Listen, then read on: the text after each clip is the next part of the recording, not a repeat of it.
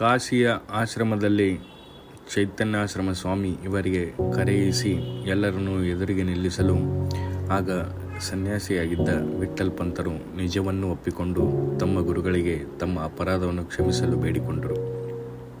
ಆಗ ಗುರುಗಳು ಶಾಸ್ತ್ರಗಳ ವಿಧಿ ನಿಷೇಧ ಯಾವುದನ್ನು ನೋಡದೆ ಗುರುಗಳ ಆಜ್ಞೆಗೆ ಪೂರ್ಣವಾಗಿ ಮಹತ್ವ ಕೊಟ್ಟು, ನೀನು ನನ್ನ ಆಜ್ಞೆಯಂತೆ ರುಕ್ಮಿಣಿಯನ್ನು ಪುನಃ ಹೊಂದಿಕೊ, ನಿನಗೆ ಈಶ್ವರನ ಆಶೀರ್ವಾದವು ಸದಾ ಇರುವುದು ಎಂದು ಹೇಳಿದಾಗ ಗುರುಗಳು ಆಜ್ಞೆಯನ್ನು ಮೀರಲು ಮಾರ್ಗವೇ ಇಲ್ಲದಾಗಿ ವಿಠ್ಠಲ್ ಪಂತರು ಪುನಃ ಗೃಹಸ್ಥಾಶ್ರಮಕ್ಕೆ ಹೊರಳಿದರು.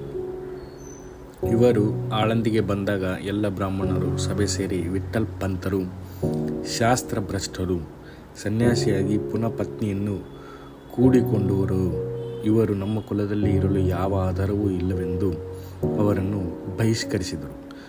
ವಿಠ್ಠಲ್ ಪಂತರು ಇದರಿಂದ ವಿಚಲಿತರಾಗದೆ ಎಲ್ಲವೂ ಶ್ರೀಹರಿ ಇಚ್ಛೆ ಎಂದು ಭಾವಿಸಿ ಶಾಂತಚಿತ್ತರಾಗಿ ಆಳಂದಿ ಬಿಟ್ಟು ದೂರದಲ್ಲಿ ನದಿ ದಂಡೆಯಲ್ಲಿ ಪರ್ಣಕುಟೀರವನ್ನು ಕಟ್ಟಿಕೊಂಡು ಪತ್ನಿಯೊಂದಿಗೆ ಅಹೋರಾತ್ರಿ ಜಪ ತಪ ಅನುಷ್ಠಾನ ಸದ್ಗ್ರಂಥಾಲೋಕನ ಸತತ ನಾಮಚಿಂತನ ಇತ್ಯಾದಿ ಪಾರಮಾರ್ಥಿಕ ಸಾಧನೆಗಳಲ್ಲಿಯೇ ನಿರತರಾದರು.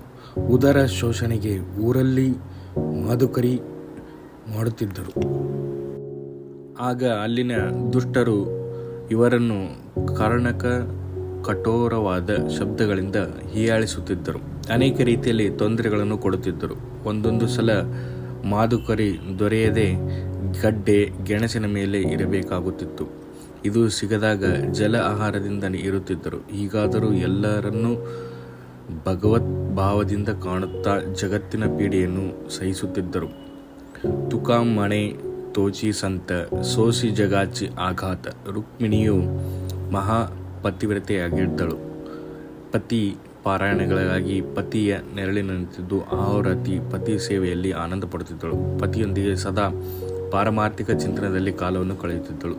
ವಿಠ್ಠಲ್ ಪಂತರು ಸತ್ಕುಲ ಸಂಪನ್ನರು.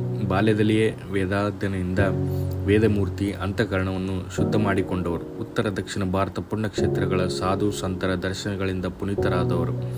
ಸಂಸಾರದಲ್ಲಿ ಬೇಸತ್ತು ಸನ್ಯಾಸಿಯಾಗಿ 12 ವರ್ಷ ಕಾಲ ಅಖಂಡ ಧ್ಯಾನ ಚಿಂತಗಳಿಂದ ಪರಿಶುದ್ಧರಾದವರು. ಶ್ರೀ ಗುರುಗಳ ಆಜ್ಞೆಯನ್ನು ಮೀರದೆ ಪತ್ನಿಯೊಂದಿಗೆ ಯಾವ ಜನರ ಸಂಪರ್ಕವಿಲ್ಲದೆ ಕೇವಲ ಪಾರಮಾರ್ಥಿಕ ಸಾಧನೆಗಳಲ್ಲಿಯೇ ಅಖಂಡವಾಗಿ ಆನಂದವನ್ನು ಭೋಗಿಸುತ್ತಿದ್ದರು.